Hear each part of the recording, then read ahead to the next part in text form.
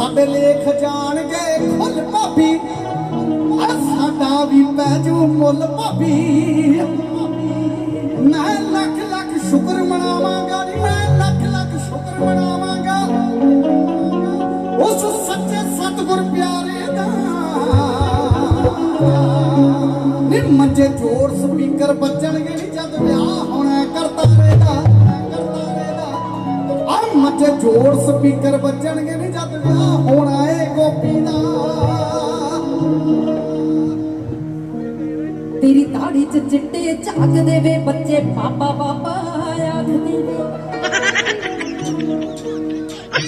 तेरी दाढ़ी च चिट्टे झाग देवे बच्चे पापा पापा आख देवे